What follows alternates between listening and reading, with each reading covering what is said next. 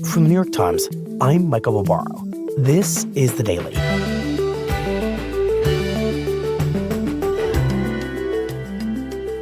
In primary elections across the country starting over the next few weeks, the Republican Party will test its voters' appetite for revenge, while the Democratic Party will test its voters' appetite for change. Today, Shane Goldmacher, Lisa Lerer, and Reid Epstein on how to understand key elections from Michigan to Kentucky.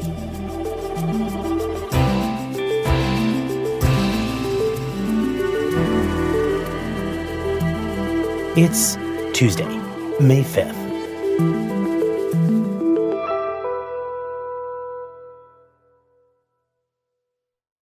Lisa, Reid, Shane, welcome to the first midterm election roundtable of 2026. Thanks for having me. Very exciting. Michael, it's great to be here. Okay. We're bringing you three together for this conversation because arguably the most intense phase of the primary season is about to get underway.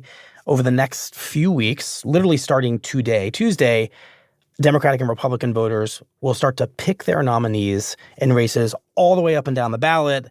And on both sides, the contests are going to start to tell us a bigger story about where the two parties are as they seek to control the country's direction in the second half of the second Trump presidency. Where do you want to start this conversation? Well, I think it's helpful to get a sense of the overall landscape now that we're less than 6 months out from these midterms. And I think it's helpful to start with Republicans because really when you look at these races, it's not a question of whether these midterms will be bad for Republicans. It's a question of how bad they will be. Levels of badness. Levels of badness. And that is because the president is deeply unpopular. He's waging a war that is deeply unpopular and on economic issues, which was really a central reason why voters elected the Trump administration. We have no indication that voters feel better about the cost of living of basic goods. In fact, there's tons of economic data that shows they feel worse about things like housing and groceries and gas. That's for the general election. Before we get to that point, how the general election dynamics shake out and the degree of badness will be shaped by what happens in these primaries that we're now about to enter the heaviest period of. I mean, look, when I've been talking with Republican strategists, what they say about this sort of really bad moment for the party, the best thing is that it's still May, that there are many months until October and then November when the voters actually cast ballots for whether it's a Democrat or a Republican this fall. Their frustration has been that Donald Trump has not been focused on turning the tide on the issues that are going against the Republican Party. Right. In fact, he's been anything but focused, as Maggie Haberman and Jonathan Swan told us about a week and a half or so ago. He's pretty actively disinterested. Yeah. Instead, what he's focused on in the upcoming elections in these primaries is a revenge tour. When you look at a suite of races in May, I mean, these are a pretty remarkable set of primaries where President Trump has laid out one singular criteria. Will you be loyal to him? And if you have crossed him before and not done his bidding, he wants you out and he wants people in, some of whom he has personally recruited, who he believes once in office will vote lockstep with him into the future. And you can see that best in 3 states, Indiana, Kentucky, and Louisiana. And Shane, of this suite of Republican primaries you just mentioned, where do you want to begin? I think you should start with the races that are on Tuesday in Indiana. And this is really an unusual level of campaign for a president to be involved in. We're not talking about congressional primaries or U.S. Senate primaries. We're talking about more than a half dozen state senators in Indiana whom Donald Trump is trying to get out of office. And the reason he is opposed to them is that they refuse to go along with his effort to redistrict this state and carve up 2 Democratic seats last fall. And in his frustration, he said, everyone who opposed this needs to be voted out. You had one gentleman, the head of the Senate, I guess, Bray, whatever his name is. I heard he was against it. He'll probably lose his next primary, whenever that is. I hope. And that was 8 Republican state senators, one of whom retired, and the other 7, he and his political team and his allies, they've recruited, they have funded, they've run ads. I'll certainly support anybody that wants to go against it. Entirely to basically exact vengeance on people who refused to go along with what Donald Trump wanted last fall. Reid, just to remind folks what happened that was so offensive to Trump in Indiana, he asks the Indiana state legislature to redraw that state's maps in order to pick up a couple more Republican seats, which inevitably means delete Democratic seats. And under normal circumstances, Republican-controlled legislatures have performed that role for Trump. Well, they did it in Texas, in Missouri, in North Carolina. Indiana was one place where the Republican leaders in the state Senate resisted Trump's efforts. Why? I mean, they objected on political and moral grounds, right? They didn't think it was the right thing to do. They didn't think it was good for their politics. And they didn't want to be seen taking orders from Donald Trump in Washington in the Indiana State House. So this was a rare moment where Republicans out in the world said no to President Trump in the Indiana state legislature. That's exactly right. And in some ways, I think that incident underscores the potential political peril that Republicans now face. Part of the reason they said no is that redistricting was unpopular with their voters, including with Republican voters. And in the polling we saw, which was limited because this is, a state house issue, what voters said is they would prefer that their representatives in the state house focus on cost of living issues. And instead, they were forced to have this whole dust up over redistricting. Not important to Indiana voters. Not only is it not important, Indiana voters said, we actually don't like this. And now they're caught in these very expensive races against the president over this issue that voters didn't really want in the first place. I think it is worth dwelling for a brief second on the money. Normally, a race like this, a state house race, you're talking $150,000, $200,000 maybe. We're now seeing millions of dollars flood into these races, which is really unusual. Shane, give me one example of an Indiana state lawmaker who Trump has decided to go after and the opponent that he, as you said, hand-picked in order to try to take that lawmaker out in these races. Yeah, so one of the people that's being targeted I spoke with recently named Senator Travis Holdman, and his complaint is basically, look, they're dumping millions of dollars into these races. And you know what they're not spending money on? Targeting the lone vulnerable Democrat in Indiana who is on his way to skating toward re-election. So instead of actually spending money to beat that Democrat at the ballot box, they're spending money to punish Republicans who refuse to redraw that district out from under him. The recruiting efforts here have been scattershot at times. One of the challengers to one of these state senators was endorsed by Donald Trump before announcing his campaign, his campaign, then withdrew a couple weeks later, had second thoughts, flew to Washington, met with Donald Trump, took a picture with him behind the Resolute desk in the Oval Office, and then jumped back into the race. So look, this has really become a test for Trump of his power within the party, and he knows his power in the country is directly related to how loyal the Republicans have been to him for the last 10 years, and he wants to give no inches, even down at the state legislative level. Right. And I just want to make clear to listeners why, even though this is, of course, a bunch of state lawmakers, this has huge impact on who controls Congress. We just had a Supreme Court decision weakening the Voting Rights Act that has unleashed a new wave of redistricting battles across the country. And Trump is basically saying to future state Republican lawmakers who might think twice about complying with his desire to redistrict, if you do that, I will take you out, which I'm going to guess means that in any of the states that the president now wants to redistrict ahead of this year's midterms, Republicans are going to see what's happening in Indiana, and they're going to be very likely to redistrict exactly the way the president wants and make this a structurally harder election for Democrats than it might have been before. It's also a bit unusual because I don't think it just sends a message to these state legislatures, right? It sends a message to Republicans in the Senate and the House.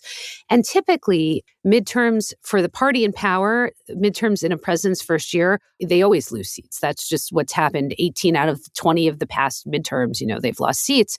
And what presidents sometimes do in that situation, knowing that they're likely to lose seats, is give their members of Congress from their own party a little wiggle room to break with them on certain issues so they can get that political distance and perhaps convince voters that they're more independent and that voters can cast a ballot for them even if they don't like the party in power. And what Trump is effectively saying here is he is going to give Republicans in the House and the Senate very little wiggle room. So, Reid, what is the next race we should talk about where revenge is on the ballot and Trump is trying to exercise his power in these primaries? Well, the next race is in Kentucky, where the primary is in a couple weeks. And one of the incumbent congressmen, named Thomas Massie, has been a bit of a thorn in Trump's side for a while. He's a very conservative Republican, but he has opposed Trump on things like the Big Beautiful Bill, on the Epstein files, now on the Iran war. And Trump and his political team recruited an opponent for him in the primary, a former Navy SEAL named Ed Gowrine. And Trump recently traveled to Kentucky to campaign against Massie. Thomas Massie is a disaster for our party. He has done a lot of posting on social media about Massie. He's got one thing going. He went to a good college. But I know a lot of stupid people that went to a good college. Calls him a loser, a disaster. I mean, it's very unsparing, the way Trump talks about Congressman Massie. And Massie, I think he told our friend Shane here that he agrees with Trump on 90% of the things and has pushed back on 10%. And to Trump, that's not good enough. I mean, Massie really stands alone among Republicans running for re-election, being vocally critical of Donald Trump. Well, I vote with my party 91% of the time. And which means Reid made reference to this. Yes, he votes with him 90% of the time, but he's like mocking him. When they're protecting pedophiles, when they are blowing our budget, when they are starting wars overseas, I'm sorry, I can't go along with that. And says, look, if they're bankrupting the country or covering up for pedophiles or starting another war or spying on you without a warrant, I'm sorry, that's when I deviate from the party. He takes some joys in mocking the Trump administration when he disagrees with them. Even the most ardent Trump supporters understand sometimes he gets bad advice. And the stuff we were talking about making an example, he's explicit about that. He sees his race as an opportunity for others in the party to maybe step out when they do disagree with Donald Trump. And so the stakes are beyond an extremely safe Republican primary seat. It's about, will the party continue to side with Trump even when they quietly disagree with him? Right. In fact, I spoke to him about this on the Hill during the Epstein documents release. He would like to make the point that there can be, should be, and will be a space to criticize this president, and he wants to be the guy there holding that umbrella up in the air. 100%. The thing to add to that is like his predecessors in this space of Republicans who have made a lot of hay in criticizing Trump from Congress, those folks tend not to have long careers in Congress. Liz Cheney, Adam Kinzinger, Don Bacon from Nebraska is retiring this year. Marjorie Taylor Greene. They can get a lot of attention. They do a lot of cable TV, and then they get voted out. Okay, finally, on the Republican side, there's the president's efforts to oust a foe in Louisiana. Shane, can you quickly tell us what's happening there? Yeah, this is Senator Bill Cassidy, who's actually quite different than Massie. Cassidy is running for re-election despite having voted to convict Donald Trump of impeachment in 2021 after the riot at the Capitol. And Cassidy had made a lot of efforts to get closer to Donald Trump ahead of this re-election bid. To atone, right? He has crossed him, and he is a physician, and he has been opposed at times to RFK and his vaccine skepticism, but ultimately he voted to confirm Kennedy as HHS secretary. Right. But the original sin of voting to convict Donald Trump of impeachment is not something that the president has forgotten. And so he has endorsed a primary challenger to Cassidy, a congresswoman named Julia Letlow. And even so, Cassidy has not run as an anti-Trump Republican. Cassidy's touting his credentials and what he's done to pass the president's agenda in the Senate. So Louisiana is a little different in that it is not a test of, is there real anti-Trump sentiment in the party? But it is a test, can Trump punish, again, somebody who has crossed him? And from where I sit, this race seems important because the Senate has been, and this is all relative, the last holdout when it comes to unconditional loyalty to Trump as an institution. Now, that doesn't mean it hasn't backed a lot of his agenda, but it has counseled him at times to drop a nominee. It has put up some resistance here and there. And so I wonder if taking out Cassidy does help us understand what seems inevitably to be the complete magnification of not just the House, which has gone very far to the right, but also eventually the Senate. I mean, we have been moving there slowly over time, and I don't think it's going to be happening suddenly. But if you look at how willing the Senate was to break with Trump when he first won, when Mitch McConnell was outspokenly critical, to now, it's a pretty big shift. Mm-hmm. When I look at all these Republican primary races from Indiana to Louisiana, I'm struggling to see any real risk for the president in intervening in these primaries. His picks overall in Republican primaries, they tend to do really well. These are red states where the winner of the primary, if it's his pick, almost certainly goes on to win the general election. There's not really competition from the Democrats. So what's the downside here? I mean, there's the risk, of course, of losing, right? When you are spending your political capital trying to impose a loyalty test, if you are unsuccessful, if Cassidy somehow wins re-election, then you've lost the ability to impose discipline on your own party. So there are always risks to intervening. But look, for the last 10 years, Donald Trump's record has been pretty darn strong in Republican primaries. Well, I think you're right. There's no real direct political risk, but I do think there's a risk when you're less than 6 months out from what is, broadly expected to be a very competitive midterm. And part of the risk is we are here sitting talking about these primary races where the president is trying to extract pound of flesh. Yeah, right. Instead of issues that are more top of mind for voters, like cost of living concerns, or even, how the war in Iran will wind down. So I do think in some ways it's a distraction from these other issues that voters care a lot more about. It's also a distraction from other races that are competitive general election contests, right? He's not talking about defeating John Ossoff, the Georgia senator who's up for re-election. He's in these races that are sort of mostly safe Republican seats, trying to exert control of the party as opposed to concerning himself with which party will control the House and Senate in the fall. All right, well, we're going to take a quick break, after which we will discuss the Democratic side of these primaries. Wait, can I say we'll be right back? I've never gotten to say that before. Sure, Reid, you can say it. We'll be right back.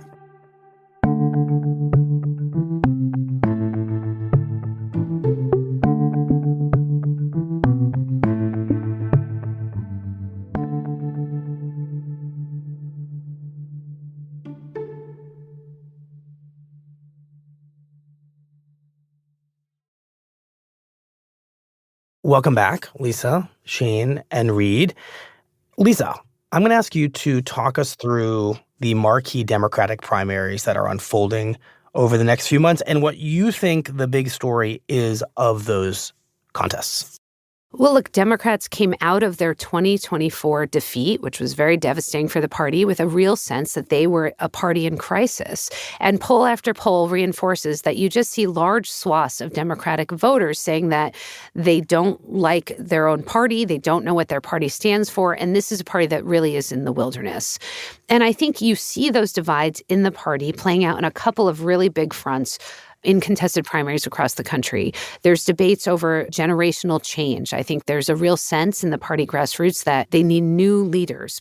And while the party is unified over fighting President Trump, there's real divides over how to do it, what strategies to use, and how fiercely to oppose every single element of this Trump administration. Right.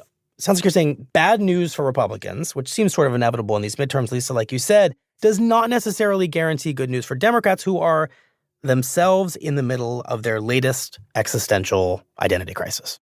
And I think that identity crisis just exploded in Maine, where you had this primary between Governor Janet Mills. Honestly, if this president and this Congress were doing things that were even remotely acceptable, I wouldn't be running for the U.S. Senate. A two-term governor, an eighth-generation Mainer, the pick of Chuck Schumer, who's the Democratic leader in the Senate. The establishment candidate. Yes, the establishment candidate and a very well-known brand in Maine Democratic politics. My life's work has prepared me for this fight, and I'm ready to win. This election will be a simple choice. Is Maine going to bow down or stand up? I know my answer. And she was facing a very fierce challenge from Graham Plattner. What I love most about Maine are the people. I have never met people who are more hardscrabble, even in a place that requires you to work like 2 or 3 different jobs. We have watched this state become essentially unlivable for working class people, and it makes me deeply angry. My name is Graham Plattner, and I'm running for U.S. Senate in Maine. Who's a total political unknown. The only elective office he's ever held was being chair of the planning committee for his 1,000-person town in coastal Maine. He's an oysterman. He's fashioning himself as a working-class candidate who understands authentically the kind of economic struggles we've been talking about that many voters face. And poll after poll just showed Plattner blowing Mills out of the water, just leading her by 20 points, by 30 points. And basically, I headed up to Maine for a 4-day reporting trip on this primary, and as I was headed to the airport on the end of this trip, the news broke that Janet Mills was not even going to go to the primary, that she was dropping out of the race. The reason she gave was that she had simply run out of money to run an effective campaign against Plattner. But there was also a sense that he was unbeatable for her in a way that I think really reflects what the Democratic Party base wants right now. Right. This all just happened in the past week or so that you were actually in Maine and that Mills dropped out. And it felt like this political earthquake in the middle of the primary season because Maine is not just any state in these midterms. It's one of the few states where Democrats think they could flip a seat currently held by a Republican senator and help them win control of the Senate this fall. And for Democratic leaders, it's been very bracing, Mills dropping out, because they are very anxious about Graham Plattner. They are. Look, this is someone who has a pretty long documented history of very controversial comments online. After he served as a combat soldier in Afghanistan and Iraq, Plattner said that he was suffering from PTSD and anxiety and depression. He was drinking too much, and he took to Reddit and posted a lot of comments that one would think would be very objectionable to Democratic voters. He used disparaging language about race and gender and sexuality. He questioned reporting rape in the military. And beyond all his comments, it also was revealed that he had a tattoo on his chest for 20 years that was a Nazi insignia, which he said he didn't know what it was at the time. He's gotten it covered up. But these are a number of issues that one would think would be almost disqualifying in a Democratic primary. But the fury at the party establishment is so great that Democratic voters in Maine appeared willing to take a chance on this untested candidate rather than stick with their 2-term Democratic governor. Reid, I want to represent the Democratic establishment's view of what just happened in Maine. It begins with the Democratic Party leadership, including Minority Leader Chuck Schumer, saying, we know what works in a general election. And what we know is that the slightly more milquetoast candidate, Governor Janet Mills, can win statewide. And Mills has been vetted, and we know her risks. And you all, the angry base, you want to pick someone who's not vetted, and that means that you may be consigning us to losing this general election. Why would you do that? Pick someone safe. And that has been the Schumer MO for almost 20 years. And what we are hearing from voters, from candidates, from sitting senators is that they don't want this anymore. And some of them are coming out so far and saying like they don't want Schumer to be the leader of the party in the Senate anymore. He is in his 70s, and he certainly does not present as somebody who is a man of the moment, right? He famously carries a flip phone. He has his glasses down at the end of his nose. Like, he's not somebody who kind of fits the moment that Democrats believe that they're in that requires maximum opposition to what Trump is doing. I was going to say, there's nothing wrong with having glasses near the end of your nose.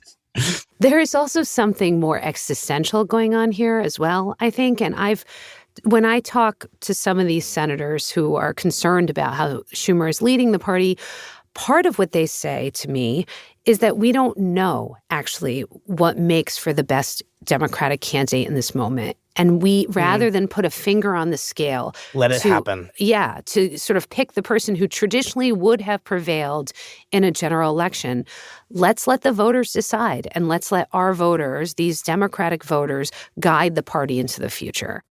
Shane, where else are we seeing the framework that we just talked through in Maine playing out in these Democratic primaries? I think now the marquee Democratic primary is going to be in the Michigan Senate race, where you have three different candidates that sort of represent three very different paths that the Democratic Party could go going forward. And they are running against a Republican who almost won last time. So a candidate who has cleared the primary field while they have this ugly race between these three candidates.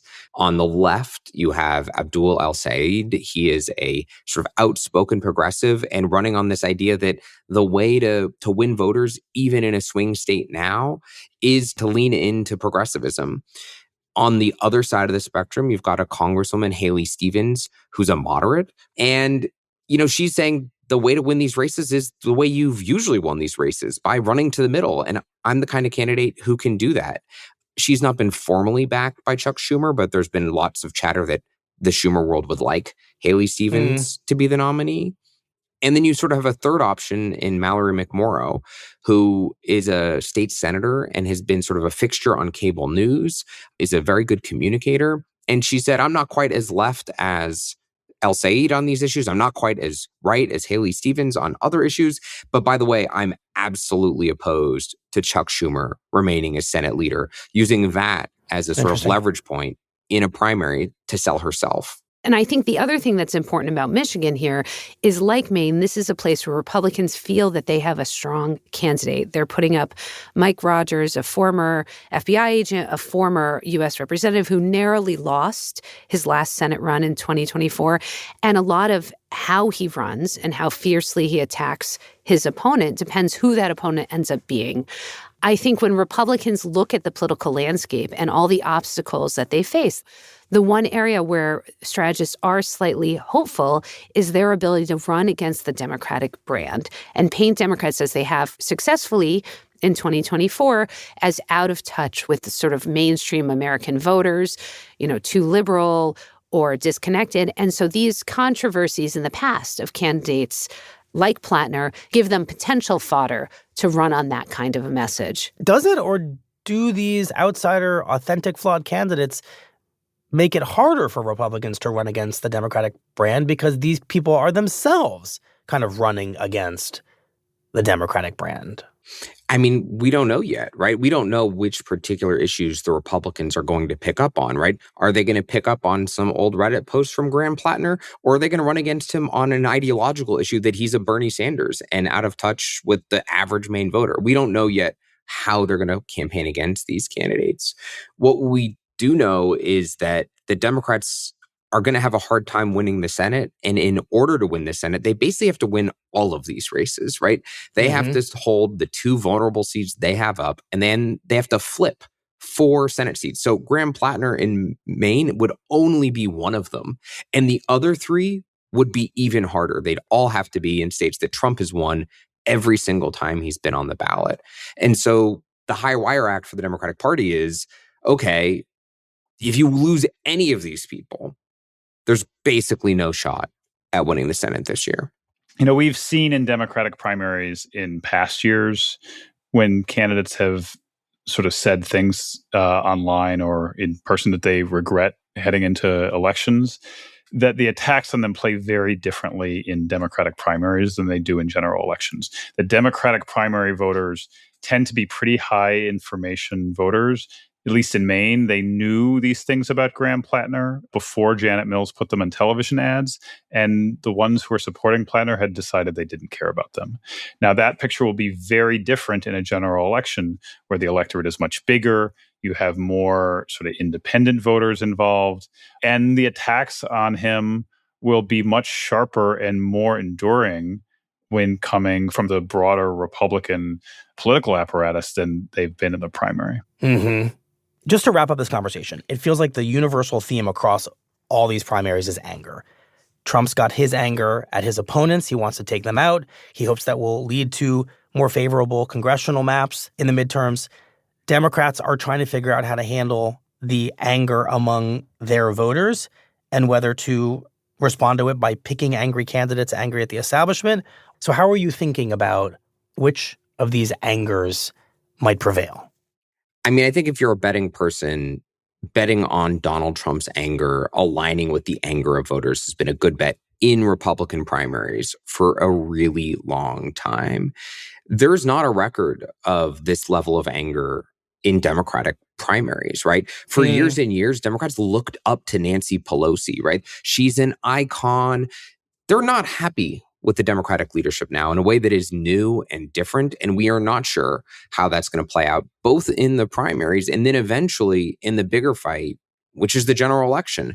And whether that translates into candidates that are stronger or weaker or compelling or not, there's a big fight in the party about even what to stand for at all this year. Can you just be anti-Trump? And is that anger, is tapping into the voters' anger here actually the way to win this year? Not to be angry at your own party, but to tap into the anger at what's happening in the country and present people like that to get back power.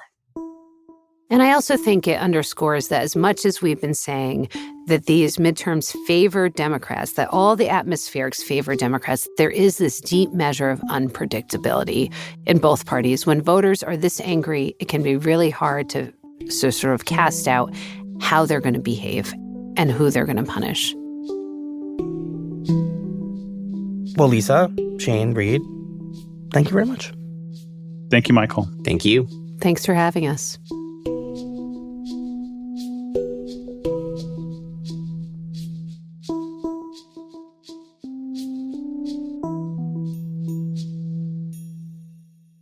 We'll be right back.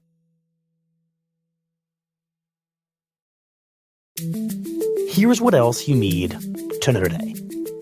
On Monday, the 4-week-old ceasefire in the Middle East appeared to falter.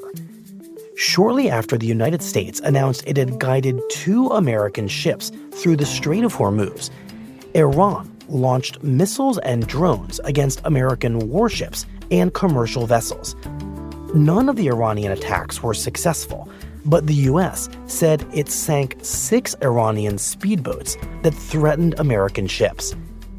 At the same time, Iran launched attacks against the United Arab Emirates, according to officials there, striking a major oil storage zone. It's unclear for now whether the Iranian attacks mean that the war has now resumed. Today's episode was produced by Caitlin O'Keefe and Nina Feldman. It was edited by Rachel Quester and MJ Davis-Lynn and contains music by Alicia Itub and Dan Powell. Our theme music is by Wonderly. This episode was engineered by Alyssa Moxley.